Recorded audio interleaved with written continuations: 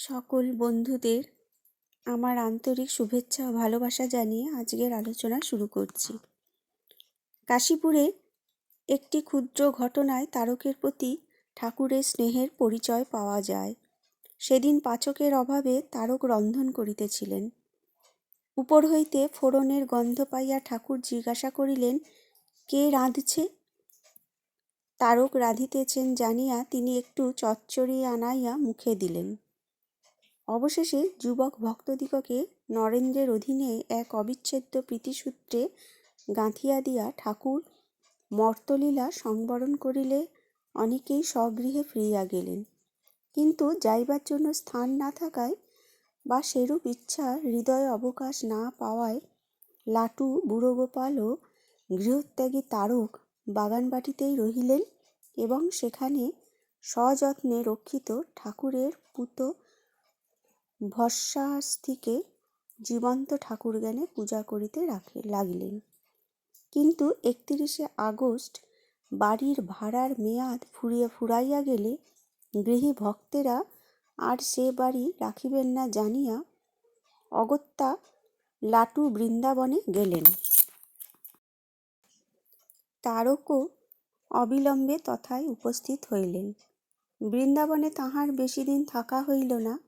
শ্রীযুক্ত সুরেন্দ্রনাথের আগ্রহে নরেন্দ্র মঠ স্থাপনের জন্য একটি বাটির অন্বেষণে ছিলেন এবং তারককে বলিয়া রাখিয়াছিলেন তিনি যেন যে কোনো মুহূর্তে ফিরিয়া আসিবার জন্য প্রস্তুত থাকেন। তদনুসারে তিনি কাশীধামে আসিয়া নরেন্দ্রের তারের অপেক্ষায় রহিলেন। অল্পদিনের মধ্যে বরাহনগরে একটি ভূতুরে বাড়ি ভাড়া করিয়া এবং শ্রী শ্রী ঠাকুরের দ্রব্যাদি সেখানে রাখার ব্যবস্থা করিয়া নরেন্দ্র তারকনাথকে তার করিলেন। আর তারকও তৎক্ষণাৎ যাত্রা করিয়া কলকাতায় বলরাম মন্দিরে নরেন্দ্র সমীপে উপস্থিত হইলেন।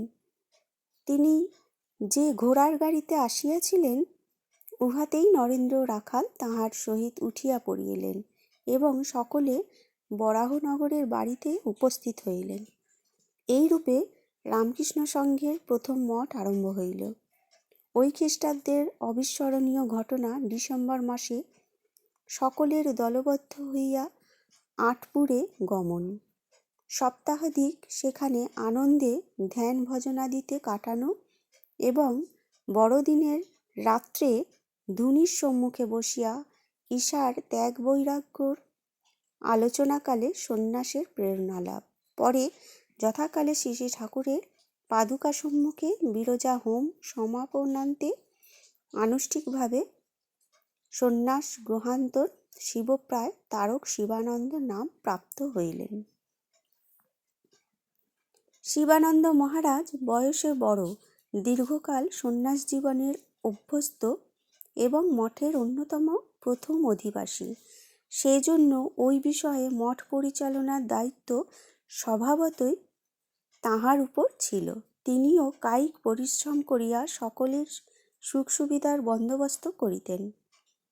কুটনাকোটা, জল তোলা, ঝাঁট দেওয়া, পায়খানা পরিষ্কার করা এই সমস্তই ছিল তাঁহার নিত্যকর্ম। অথচ ব্যবহারে ছিলেন তিনি সরল, নিঃসংকোচ, নম্র ও মধুরালাপী এবং মুখে তাঁহার সর্বদাই উচ্চারিত হইত অখণ্ড সচ্চিদানন্দ। ভজনেও তিনি অগ্রণী ছিলেন। এক শিবরাত্রির দিনে কথামৃতকার উপস্থিত হইয়া দেখিলেন মঠের ভাইরা উপবাস করিয়া আছেন। তাহাকে দেখিয়াই স্বামীজির রচিত তাথইয়া তাথইয়া নাচে ভোলা ইত্যাদি গানটি ধরিয়া শিবানন্দজি নৃত্য আরম্ভ করিলেন। রাখালও সঙ্গে যোগ দিলেন এবং কথামৃতকারকেও তাহারা দলে টানিয়া লইলেন। ঠাকুরের অদর্শনে বিরহে স্বামী শিবানন্দ এক বর্ষাকালে আকাশে বাতাসে বিরহ ঢালিয়া গান ধরিলেন। হরি গেল মধুপুরী হাম কুলবালা, বিপদ পড়ল সই মালতীর মালা ইত্যাদি। ঠাকুর তাহার পার্শ্বদবর্গকে যে প্রেমসূত্রে বাঁধিয়াছিলেন তাহার মধ্যে গৃহী সন্ন্যাসী ভেদ ছিল না। শিবানন্দ মহারাজও সেই প্রেমে উহার বহিঃপ্রকাশ রূপে সকলের সেবায় রত থাকিতেন। 1889 খ্রিস্টাব্দে প্রয়াগধামে যোগীন মহারাজের বসন্ত হইলে তিনি অবিলম্বে তথায় উপস্থিত হইয়াছিলেন। 1890 খ্রিস্টাব্দে বলরামবাবু কঠিন নিউমোনিয়া রোগে আক্রান্ত হইলে অকাতরে তাঁহার সেবা করিয়াছিলেন এবং 1896 অব্দে স্বামী অদ্বৈতানন্দ পায়ে কণ্টকবিদ্ধ হইয়া উত্থান শক্তি রহিত হইলে তিনি প্রমোদাদাস বাবুকে এই বৃদ্ধ স্বামীজির সেবা করিবার জন্য পত্র লিখিয়াছিলেন। এই অশেষ সদ্গুণাবলীর জন্য তিনি সত্যই সকলের শ্রদ্ধাভাজন ছিলেন। মঠের ভাতৃগণ তাহাকে তারকদা বলিয়া ডাকিতেন এবং নরেন্দ্রনাথও আপনি ভিন্ন অন্যভাবে সম্বোধন করিতেন না। তাহার অপর লোকপ্রিয় নাম ছিল মহাপুরুষ। বরাহনগরে জীবনে একবার তাহারা নিমন্ত্রিত হইয়া বলরাম ভবনে যান। সেখানে ঠাকুরের প্রসঙ্গে মগ্ন নরেন্দ্রনাথ বলিলেন, এক ঠাকুরই ছিলেন কামজিৎ, নইলে বিবাহিত জীবনে কামজিৎ পুরুষ জগতে বিরল। শুনিয়া শিবানন্দ মহারাজ বলিলেন, তা কেন? ঠাকুর আমার ভেতর এমন শক্তি সঞ্চার করেছিলেন যে তার বলে আমিও কাম জয় করতে পেরেছি। তাঁর কৃপায় সবই সম্ভব। সবিস্ময়ে নরেন্দ্র বলিয়া উঠিলেন, তাহলে তো আপনি মহাপুরুষ। তদ্বধি লোক সমাজে তিনি মহাপুরুষ নামেই পরিচিত হইলেন। উচ্চ আধ্যাত্মিক রাজ্যে সদা বিচরণশীল এই মহাপুরুষ মনুষ্যচিত আনন্দরসে বঞ্চিত ছিলেন না। স্বামী অদ্ভুতানন্দ বলেন, হামাদের মঠে তারকদা ছিল ভারী আমোদে। কেবল লোকদের নকল করত আর বলতো, তোদের নিয়ে একটু হাসি ঠাট্টা করি বলে তোরা রাগ করিসনি ভাই। তাহার হাত পা নাড়িয়া অপরের অনুকরণ বা পশতু ও গুজরাটি ভাষায় ছন্দে বক্তৃতা ইত্যাদি দ্বারা তিনি তাহার ধ্যানগম্ভীর মনকে যেমন হালকা করিতেন, তেমনি অপরকেও বিমল আনন্দে ভাসাইতেন। একবার স্বামীজি মেঘনাদবধ কাব্যের গুণাগুণ লইয়া বিচার করিতেছিলেন। ওই কাব্যে ইচ্ছামতো বিশেষ্যকে ক্রিয়ায় পরিণত করা ও ক্রিয়াপদকে সংক্ষিপ্ত করার কৌশল দেখিয়া রসিক মহাপুরুষের বড়ই আমোদ হইল। অমনি তিনি বলিতে লাগিলেন, ওহে আলুর দম করো, না বলে বলতে হবে আলুটা দমিয়ে দাও। গুপ্ত মহারাজকে ডাকিয়া বলিলেন, গুপ্ত, তামাকটা তমকাইয়ে দে। এইসব কথার সঙ্গে সঙ্গে তিনি তর্জনী নাড়িতে নাড়িতে ও মাথা দুলাইতে দুলাইতে অপূর্ব ভঙ্গিতে আহ্লাদে গৃহময় হেলিয়া দুলিয়া বেড়াইতে লাগিলেন। আর সকলে হাসিয়া আটখানা। কাশীতে তখন স্বামীজির আদর্শে 4 প্রকার কার্য চলিতেছিল: ধর্মদান, বিদ্যাদান, প্রাণদান এবং অন্নদান। এই প্রত্যেক কার্য স্বামী শিবানন্দের অশেষ সহানুভূতি ও সাহায্য পাইত।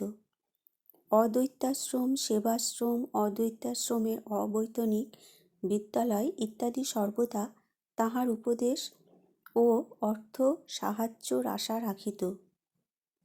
বহু পরিবার অর্থ সাহায্য পাইত। স্বামীজির ভাব প্রচারের জন্য তিনি হিন্দি ভাষায় পুস্তক ছাপাইয়াও বিতরণ করিয়াছিলেন। কাশীর অনেক খ্যাতনামা পণ্ডিতদের সহিত তাহার আলাপ পরিচয় হইয়াছিল। ক্রমে আশ্রম জমিয়া উঠিতে লাগিল এবং আশ্রমবাসীর সংখ্যাও বাড়িতে লাগিল। কিন্তু নিরভিমান আশ্রমাধ্যক্ষ বামুন চাকরদের সম্বন্ধে আশ্রমবাসীদিগকে বলিতেন, তোমরা ওদের চাকর মনে করবে কেন, ভাববে আমাদেরই সহায়ক। আর সন্ন্যাসী ব্রহ্মচারী সকলেরই সম্বন্ধে বলিতেন, এরা সব জাতসাপের বাচ্চা, ঠাকুরের আশ্রয়ে যারা এসেছে তারা কেউ কম নয়। 1904-এর শীতের প্রত্যুষে জনৈক ব্রহ্মচারী আশ্রমে উপস্থিত হইলে মহাপুরুষ স্বহস্তে চা প্রস্তুত করিয়া তাহাকে খাওয়াইলেন। অপর এক অসুস্থ ব্রহ্মচারী স্বীয় পরিধেয় বস্ত্র নষ্ট করিয়া নিজের অক্ষমতা ও লজ্জায় যখন কাঁদিয়া ফেলিলেন, তখন মহাপুরুষ তাহাকে সান্ত্বনা দিয়া পরিষ্কার বস্ত্র পরাইয়া শোয়াইয়া দিলেন। অল্পক্ষণ পরে ব্রহ্মচারী প্রয়োজন বশে স্নানাগারের দিকে যাইয়া দেখেন মহাপুরুষজি স্বহস্তে সেই পরিত্যক্ত বস্ত্র পরিষ্কার করিতেছেন। আপত্তি করিলেও তিনি স্বকার্যে বিরত হইলেন না। তখন অদ্বৈতাশ্রমে যাহারা ছিলেন তাহারা মহাপুরুষের বেদান্তি সদৃশ কঠোর এবং জননী সদৃশ কোমল ব্যবহারের কথা স্মরণ করিয়া আজও মুগ্ধ হন। কঠিন পরিশ্রমের ফলে তাহার স্বাস্থ্য ক্রমেই ভাঙিয়া পড়িতেছিল। তাই 1906 অব্দে তিনি স্বামী ব্রহ্মানন্দের সহিত স্বাস্থ্যোন্নতির জন্য পুরীধামে যান। পর বৎসর পরেশনাথ পাহাড়ের নিচে চিরকিতেও কিছুদিন বাস করেন। ইহাতেও আশানুরূপ উন্নতি না হওয়ায় 1907-এর শেষভাগে বেলুড় মঠে চলিয়া আসেন। তখন হইতে 1912-র প্রথম ভাগ পর্যন্ত তিনি প্রায়শ বেলুড়েই ছিলেন। ওই সময় মঠ পরিচালনার ভার স্বামী প্রেমানন্দের উপর অর্পিত ছিল। তাহার অনুপস্থিতিকালে মহাপুরুষ ঠাকুর পূজা ও মঠের কার্য পরিচালনা করিতেন। এক সময়ে স্বামীজির ভাবে মুগ্ধ জনৈক মুসলমান ভদ্রলোক মহাপুরুষের অমায়িকতা প্রভৃতিতে আকৃষ্ট হইয়া মঠে যাতায়াত আরম্ভ করিতে থাকেন। তাহার আহারান্তে ভৃত্যরা উচ্ছিষ্ট পরিষ্কার করিতে অসম্মত হইলে মহাপুরুষ স্বহস্তে উহা করিতেন। আর একবার একজন মাদ্রাজি খ্রিস্টান ভদ্রলোক মহাপুরুষের ব্যবহারে অভিভূত হইয়া বলিয়াছিলেন, এত জায়গায় ঘুরে বেরিয়েছি, কিন্তু সব জায়গায় খ্রিস্টান বলে আমায় অবজ্ঞা ও দূরছাই করেছে। এমন ভালোবাসা, এত যত্ন আমি আর কোথাও পাইনি। মহাপুরুষ একবার আমেরিকা হইতে আগত জনৈক সাধুকে নিজ গড়গড়াটি দিয়া রহস্যপূর্বক বলিয়াছিলেন, এর ভেতর ব্যাঙ রয়েছে, টেনে দেখো। মার্কিন দেশে গুরুজনের সম্মুখে তামাক খাওয়া দূষণীয় নহে। সুতরাং সাধুটি গড়গড়ার নল ধরিয়া টানিলেন, কিন্তু শব্দ না হওয়ায় মহাপুরুষ বলিলেন, ব্যাঙ তোমার সঙ্গে কথা কইতে চায় না, এই দেখো সে কেমন কথা কয়। এই বলিয়া কিরূপে টানিতে হয় দেখাইয়া দিলেন। অতঃপর সাধুটিও তাহাই করিলেন। ওই সময় তিনি মহাপুরুষের শুধু স্নেহের পরিচয় পাইয়াই মুগ্ধ হইয়াছিলেন, কিন্তু পরে তিনি বুঝিতে পারিয়াছিলেন যে উহা শুধু স্নেহই নয়, পাছে নবাগতকে কেহ খ্রিস্টান ভাবিয়া কোনো প্রকার অবজ্ঞা দেখায়। এই জন্য মহাপুরুষ তাহাকে স্বীয় অন্তরঙ্গদের মধ্যে টানিয়া লইয়াছিলেন।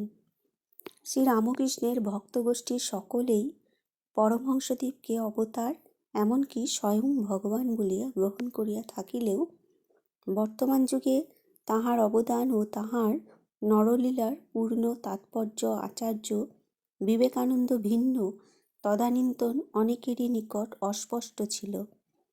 স্বামী শিবানন্দ এই বিষয়ে কতটা অবহিত ছিলেন? ঠাকুরের অসুখ সম্বন্ধে তাহার যুক্তিপূর্ণ মনোভাবের কথা পূর্বেই উল্লেখিত আছে। সংঘ প্রতিষ্ঠার সম্বন্ধেও তাহার এই অপূর্ব দৃষ্টিশক্তির পরিচয় পাই। 1910 খ্রিস্টাব্দে বড়লাট বাহাদুরের পত্নী লেডি মিন্টো মঠ দেখিতে আসিয়া কথা প্রসঙ্গে বলেন যে এই সংঘ প্রথমে স্বামীজি আরম্ভ করেন। অমনি শিবানন্দ সংশোধন করিয়া দিলেন, এ সংঘ আমরা সৃষ্টি করিনি, ঠাকুরের অসুখের সময় এই সঙ্গ তিনি নিজেই সৃষ্টি করেন। তিনি বিশ্বাস করিতেন যে শ্রীরামকৃষ্ণের আগমনে জগতে অপূর্ব জাগরণ আসিবে এবং উহা নবভাবে ভাবিত হইবে। সেই নরনারায়ণের জন্য কোনো মনুষ্য শক্তির উপর নির্ভর করিতে হইবে না, যদিও মানুষ সে শক্তির সহায়ক হইবে। শুধু তাহাই নহে, সে শক্তির ক্রিয়া ইতোমধ্যেই বিশ্বের সূক্ষ্ম স্তরে আরম্ভ হইয়া গিয়াছে। তিনি বলিতেন, এবার ব্রহ্মকুণ্ডলিনী স্বয়ং জাগ্রতা হয়েছেন। যার ইচ্ছায় সৃষ্টি স্থিতি লয় সব হচ্ছে, সেই মহামায়া মহাকুণ্ডলিনী এবার জেগেছেন ঠাকুরের আহ্বানে। তাই তো সমগ্র জগতে এক মহাজাগরণের সাড়া পড়ে গেছে। স্বামীজির সম্বন্ধেও তাঁহার দৃষ্টিশক্তি সমভাবে সুদূর প্রসারিত ছিল। স্বামীজির প্রথম সাফল্যের পর সকলেই সোৎসাহে প্রশংসা মুখর হইলেও তাঁহার কার্যপ্রণালী ও উহার ভবিষ্যৎ সম্বন্ধে তখন বহু মন সংশয়ান্বিত। কিন্তু 23/2/94 স্বামী শিবানন্দ লিখিয়াছিলেন, পাশ্চাত্য দেশের সভ্যজাতির মধ্যে আমেরিকা প্রথম শ্রেণীর মধ্যে পরিগণিত। ইহারা যদ্যপি হিন্দু ধর্মের গৌরব ও মহত্ব বুঝিতে পারিয়া হিন্দু ধর্ম গ্রহণ করে, তাহা হইলে ভারতবর্ষের যে বিশেষ কল্যাণ, তাহাতে বিন্দুমাত্র সন্দেহ নাই। 1912 অব্দে স্বামী কল্যাণানন্দের অনুরোধে স্বামী ব্রহ্মানন্দ তুরীয়ানন্দের সহিত মহাপুরুষ কনক-হলে যান। ওই বৎসর সেখানে প্রতিমায় দুর্গাপুজো হয়। শ্যামাপূজার পর তাঁহারা সকলেই কাশীতে চলিয়া আসেন। সেখানে মে মাসের মাঝামাঝি পর্যন্ত থাকিয়া মহাপুরুষ ও তুরীয়ানন্দ পুনর্বার কনক-হলে গমন করেন। এদিকে ঠাকুরের ভক্ত পল্টুবাবু তাঁহার রুগ্ন পুত্রকে লইয়া আলমোড়ায় বড়ই নিরানন্দে দিন কাটাইতেছিলেন। তিনি স্বামী শিবানন্দকে তথায় যাইতে সাদর আহ্বান জানাইলে তিনি জুন মাসে তৎসমীপে উপস্থিত হইলেন। অবশেষে পল্টুবাবু আলমোড়া ছাড়িয়া চলিয়া গেলেও মহাপুরুষ সেখানে তপস্যায় নিরত রহিলেন। তিনি কুকারে রান্না করিয়া খাইতেন আর নিজেকে প্রভুর আশ্রিত মনে করিয়া স্মরণ মনন ও পাঠ্যাদিতে কালাতিপাত করিতেন। বাগানের মালি তাঁহার সাথে ছিল, আর ছিল এক পাহাড়ি কুকুর। নির্জন পর্বতে এই আবেষ্টনীর মধ্যেই তাঁহার সাধক জীবনের প্রায় 1.5 বৎসর কাটিয়াছিল। 1994 অব্দে ব্রহ্মানন্দ কাশীতে আগমন করলে মহাপুরুষকেও সেখানে আসিতে অনুরোধ করিলে তিনি নভেম্বর মাসে তাঁহার সহিত মিলিত হইলেন। তখন সেখানে স্বামী তুরীয়ানন্দ এবং প্রেমানন্দও ছিলেন। মহাপুরুষ কাশীতে অল্পদিন থাকিয়া তুরীয়ানন্দের সহিত মিহিজামে আসিলেন। ওই সময় জামতারায় আশ্রমের জন্য প্রদত্ত একখণ্ড ভূমি দেখিয়া তৎসম্বন্ধে কিছু ব্যবস্থা দিয়েও তাহাকে করিতে হইয়াছিল। অতঃপর তিনি বেলুড়ে আসেন এবং তথা হইতে শ্রীরামকৃষ্ণের উৎসব উপলক্ষে রাঁচিতে যান। রাঁচি হইতে মঠে ফিরিয়া পুনর্বার আলমোড়ায় উপস্থিত হন। তখন 1915 এপ্রিল মাস। স্বামী তুরীয়ানন্দ অনেক দিন যাবৎ বহুমূত্র রোগে ভুগিতেছিলেন। গুরুভাতৃগত প্রাণ শিবানন্দ তাঁহাকেও সঙ্গে লইয়া গেলেন এবং তাঁহার সর্বপ্রকার সুবন্দোবস্ত করিতে লাগিলেন। দেহত্যাগের পূর্বে স্বামীজি মহাপুরুষকে আলমোড়ায় একটি আশ্রম স্থাপন করিতে বলিয়াছিলেন। হিমালয়ের কোলে অপূর্ব প্রাকৃতিক সৌন্দর্য বেষ্টিত নাতিশীতোষ্ণ আলমোড়া শিবানন্দের প্রিয় স্থান। 1889 খ্রিস্টাব্দ হইতে তিনি সেখানে বহুবার যাতায়াত করিয়াছেন, কিন্তু আশ্রম স্থাপনের সংকল্প মনে জাগে নাই। এবারে সম্ভবত গুরুভ্রাতার প্রয়োজন চক্ষুর সম্মুখে থাকায় স্বামীজির সেই বাসনা তিনি কর্মে পরিণত করিতে অগ্রসর হইলেন। ক্ষুদ্র একখণ্ড জমি সংগ্রহ করে তাহাতে আশ্রমবাটি আরম্ভ হইল। এই সময়ে পূর্ববঙ্গের বহু স্থানে ও বাঁকুড়া জেলায় দুর্ভিক্ষের করাল ছায়া পতিত হইলে মহাপুরুষের প্রাণ কাঁদিয়া উঠিল এবং তিনি দুর্ভিক্ষ সাহায্যের জন্য কিছু অর্থ সংগ্রহ করিয়া বেলুড়ে পাঠাইলেন। স্বামী শিবানন্দ জানিতেন স্বামী প্রেমানন্দ এক অপূর্ব প্রীতির বন্ধনে সাধু ও ভক্তদিগকে বাঁধিয়া রাখিয়াছিলেন। তাহার অন্তর্ধানের পর সেই অভাব অপূরণীয় জানিয়াও তিনি সে বিষয়ে যত্নপর হইলেন।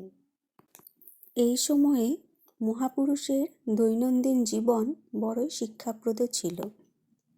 পূজা পাঠ ও ধ্যান ভজনের একটা জমাট ভাব গড়িয়া তুলিবার জন্য তিনি সর্বতোভাবে সচেষ্ট থাকিতেন।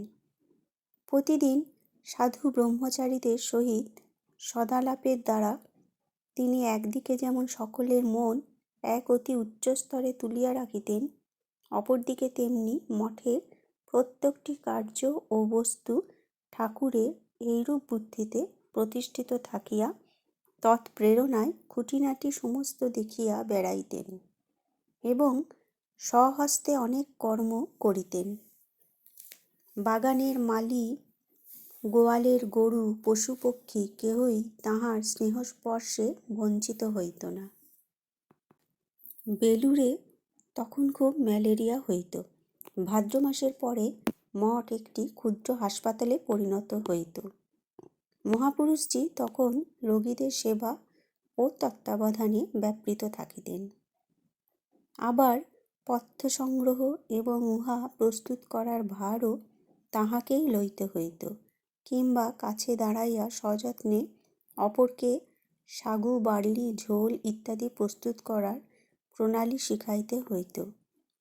নিয়মানুবর্তিতা তিনি পছন্দ করিতেন, কিন্তু একটি ঘটনা তাহাকে সেই কর্তব্যর আনুষঙ্গিক কঠোরতা হইতে মুক্তি দিল। একদিন অসময়ে আহারের পরে এক ব্রাহ্মণ অন্ন ভিক্ষা চাহিলে মহাপুরুষ অক্ষমতা জানাইয়া তাহাকে বিদায় দিলেন, কিন্তু পরক্ষণেই নিরাশ করায় মর্মপীড়িত হইয়া তাহাকে ফিরাইয়া আনিতে লোক পাঠাইলেন। ব্রাহ্মণকে কিন্তু আর পাওয়া গেল না। মঠ ত্যাগের সময় ব্রাহ্মণ অভিশাপ দিবার ভঙ্গিতে বলিয়া গিয়াছিলেন, ব্রাহ্মণকে কেউ দুটো খেতে দিলে না, এতে কি ভালো হবে? ইহারই 3 দিন পরে গোয়ালে আগুন লাগিয়া মঠের কিছু ক্ষতি হওয়াতে মহাপুরুষের ধারণা হইল যে ইহা সেই ব্রাহ্মণেরই অভিশাপের ফল, আর এই জন্য দায়ী তিনি। অতঃপর সম্ভবস্থলে তিনি কাহাকেও বঞ্চিত করিতেন না। স্বামী শিবানন্দ যতদিন আপন মনে আপন ভাবে ছিলেন ততদিন লোক ব্যবহারের প্রয়োজন বোধ করেন নাই। কিন্তু যেদিন তিনি সত্য সত্যই বুঝিতে পারিলেন যে তিনি ভক্তগোষ্ঠীর অন্যতম নেতা, সেদিন শ্রী গুরুই স্বকার্য সাধনার্থ তাহার মধ্যে এক অপূর্ব পরিবর্তন আনিয়া দিলেন। মহাপুরুষ সেদিন আপনার অতীতের দিকে তাকাইয়া সরলভাবে এক শীর্ষস্থানীয় সাধুর নিকট স্বীকার করিলেন, লোক ব্যবহার তো কোনোদিন শিখি নাই। সত্য বলিতে গেলে লোক ব্যবহার তিনি পরেও শিখেন নাই, তবে শ্রীগুরুর সেবারই একটা বিশেষ দিক হিসাবে ভক্ত সেবাও যথাকালে তাঁহার চরিত্রে প্রকটিত হইয়াছিল। শ্মশানবাসী শিবই আবার আশুতোষ, সংসার বিরাগী শিবানন্দকেও আমরা যথাকালে আশুতোষ রূপে দেখিতে পাই। সদানন্দময় মহাপুরুষের মুখে তখন আশীর্বাণী ভিন্ন কিছুই নাই। সংঘের গুরুপদে প্রতিষ্ঠিত স্বামী শিবানন্দের ইহাই শেষ পরিণতি। কিন্তু মঠের পরিচালন ভার যখন তিনি প্রথম স্বীকার করেন, আমরা আপাতত সেই সময়েরই আলোচনা করিতেছিলাম। বন্ধুরা, আজকের আলোচনা এ পর্যন্তই। স্বামী শিবানন্দ মহারাজের আরও কিছু আলোচনা পরের ভিডিওতে তুলে ধরা হবে। ধন্যবাদ।